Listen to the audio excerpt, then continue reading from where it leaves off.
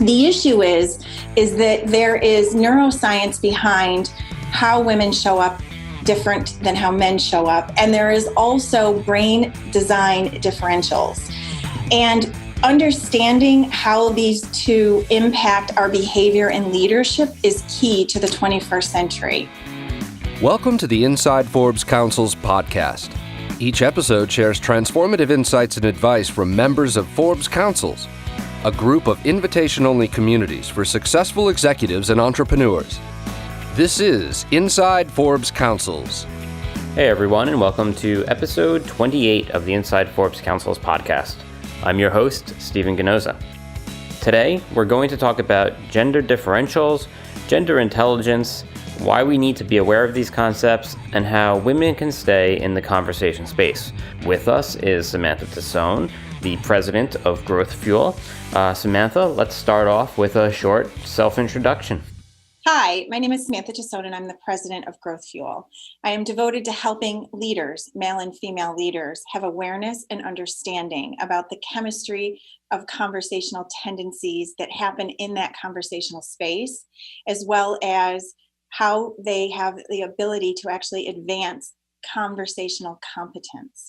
Great. So Samantha, you often speak about how women can stay in the conversation by being aware of gender-powered differentials.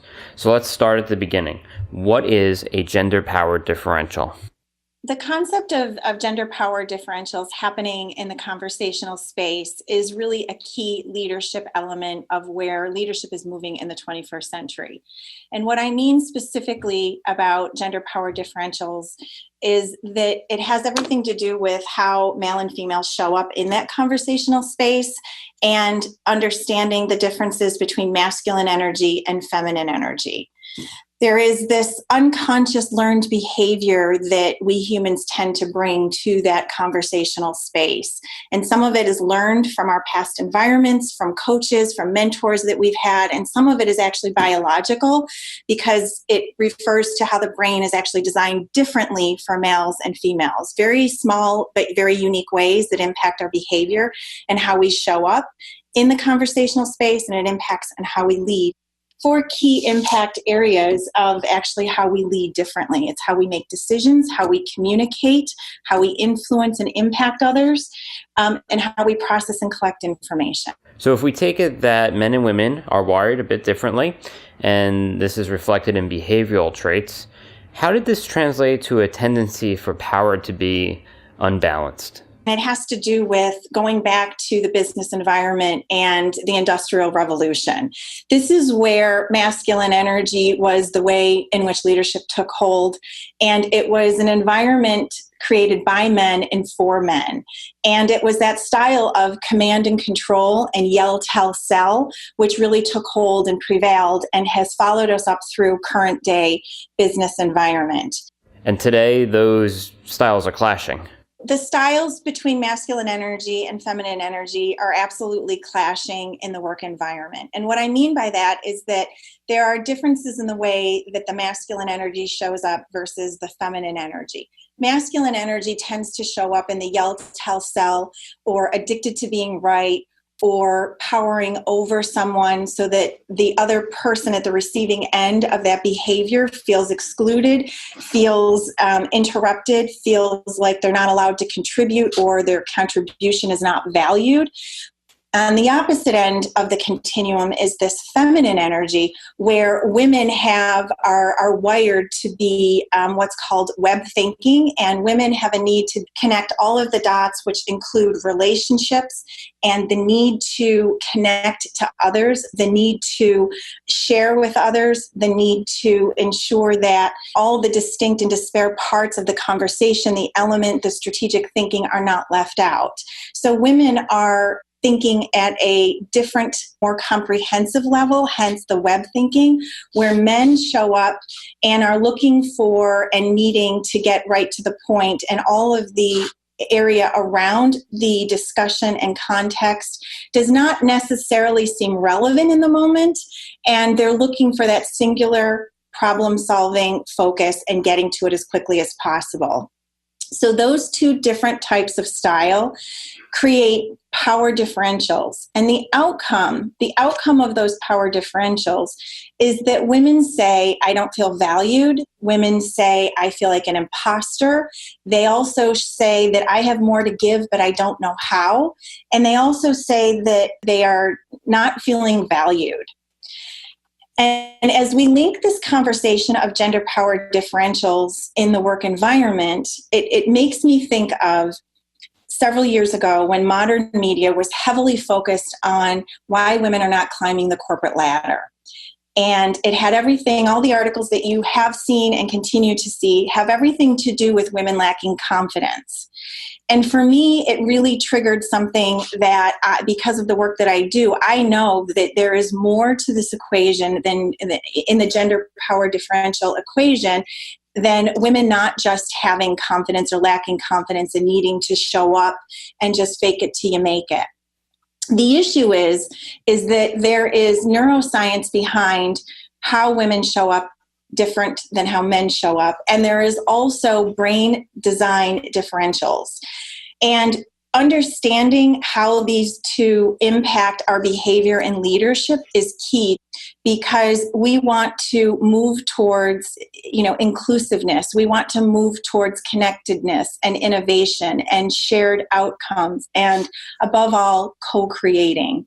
And the only way to get there is to understand gender intelligence and understand a style of conversational intelligence that will help us get to a greater level of competence in that conversational space. So the problem isn't necessarily that women lack confidence, it's that there's a lack of understanding that men and women think differently.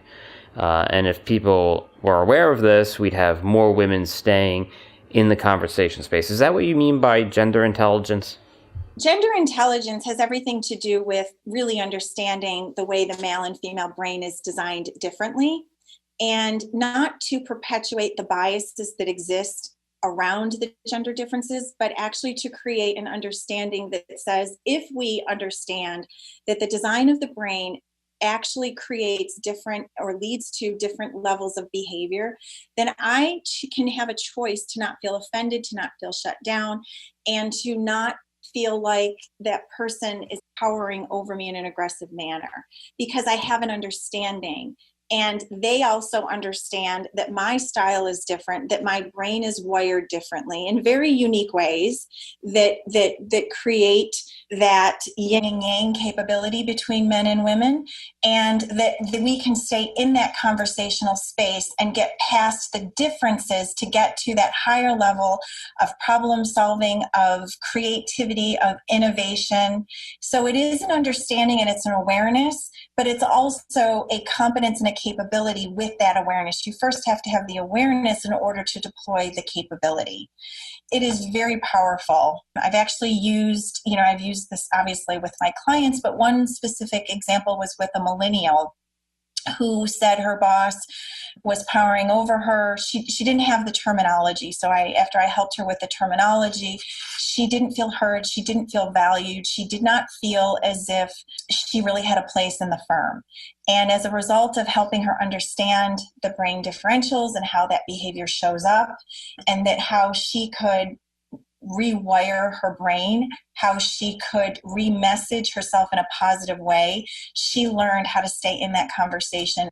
Within weeks later, came back with a very different energy level and said, I get it. I get what this is about. I get how I can control it. It doesn't need to control me, which is one of my favorite sayings. So I have a choice to make. I can go silent and withdraw and not feel heard and not elevate myself into that strategic conversation and not be included in those strategic imperatives. Or I can go violent, which is a crucial conversations terminology, if you're familiar with that, which really just means masculine energy. Deploying that type of behavior in the conversational space, neither one of those serve women well. What we need to be able to do is understand how to actually perform under pressure and how to navigate that conversational space and get to a higher level of conversational competence. And it's possible, and it's all tangible, because neuroscience continuously is updating and finding new ways in which the brain works and connecting it to leadership and behavior. And it's repeatable. That's the power of conversational intelligence and the power of neuroscience as it relates to leadership. Great. So far we've discussed what individuals can do, right? Become more aware of these differences, understand how it informs behaviors, and knowing that an understanding of these concepts can help you stay in the conversation. But what about organizations? What role do companies have in understanding these issues? So as it relates to organizations, this is a leadership awareness of the 21st century, understanding that there is neuroscience behind effective leadership. And the neuroscience has everything to do with having a greater ability to have conversations that open up the conversational space versus closing it down. When leaders power over people and that conversations are not open, people will shut down and withdraw. First and foremost, the leader needs to understand that leadership happens in the conversational space. It starts in the conversational space and it ends in the conversational space. And they are aware and consciously role modeling this. They're bringing it to their leadership team and they're trickling it down. So it's about changing. If you want to bring this to your organizations, it's about understanding how to elevate your conversations. We all know how to have conversations, but what we don't understand is how to stay in a space that doesn't trigger somebody else negatively. And it's really those unconscious learned behaviors and biological behaviors that we have that we don't mean to set other people off, but yet we do. That impacts how people problem solve, how they collaborate, how they get to innovation, right? How they get to shared learning. None of that can happen if the leader doesn't understand that they need to be aware of this new 21st century leadership, and they need to begin shifting it and creating systems, conversational knowledge systemically through the organization. So it becomes a learned methodology, much like your core values. If you're really good at implementing your core values, they're more than just something sitting on a wall. They are embedded within you, and you live these and you practice them every day at a conscious level. Conversational intelligence is that next level of capability in an organization, and it is embedded in your organization. So we often hear that men need to be less overpowering or whatnot, but you say women need to understand these differences and have gender intelligence to stay in the conversation. But what about the men? What should men be doing differently? So this is not just a female issue, but it affects women more significantly because it's women that lose out on the opportunities in the corporate environment. And it's women that, as you can see, the numbers are showing, that aren't climbing the corporate ladder. The reason for this, from my perspective, has everything to do with women choosing silence, more silence than what Crucial Conversations calls violence, the masculine energy. And when women choose unconsciously, we unconsciously choose it because we don't really know that we have other choices yet. And that's what neuroscience is doing for us. But when women choose silence, what it means is that they are absent from the strategic conversation. It means that the leaders around them don't understand that they can think strategically, that they can contribute to the conversation, that they can problem solve. And oh, by the way, they actually want to be there. So the more that you're not contributing and your voice is not heard because you chose silence, the less that you are thought of and connected to or tapped on the shoulder for those opportunities, participating at significant levels in those strategic imperative conversations. And when you're absent, that affects your ability to climb the corporate ladder.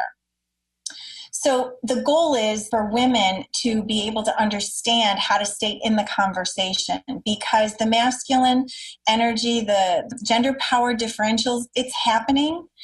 And it's not just women that get benefit of this. Men get the benefit of this too. I like to say filter the conversation or the situation through the gender power differential lens first. Understand that so that you can stay in the conversation, and then in the boardroom, at the conference table, it doesn't matter if you're male or female. It matters, the neuroscience matters more, because it's how you navigate those conversations, how you stay in the conversations, how you invite others and not shut them down, to get to that higher level of creativity, innovation, and shared learning, shared outcomes.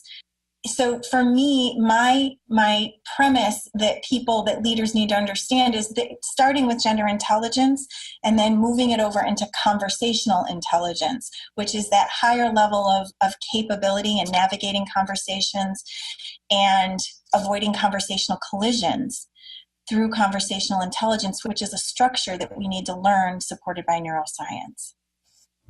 Samantha, how can people learn more about you and your business? Please join me at my website at www.igrowthfuel.com. I do public speaking all over the country, and I work with clients and working with women in leadership to shift these cultures.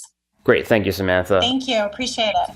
What you've shared today really makes me stop and think about how I show up to various conversations and my unintended impacts. And then that's all we've got for today. So for first takeaway, you can increase your gender intelligence by having an understanding of how men and women behave differently due to brain design differentials. And a second takeaway, learn how to navigate the conversation space and open it up in a healthy way to ensure that everyone is fully contributing and feeling valued to get increased mutual success as an outcome. I'd like to thank Samantha for sharing her insights, and we'll see you on the next episode. This has been Inside Forbes Councils. Please be sure to subscribe to us on iTunes, Spotify, or wherever you get your podcasts. If you're a member of the Forbes Councils and would like to participate in our podcast series, please email your member concierge. If you're interested in joining a Forbes Council, learn more at forbescouncils.com.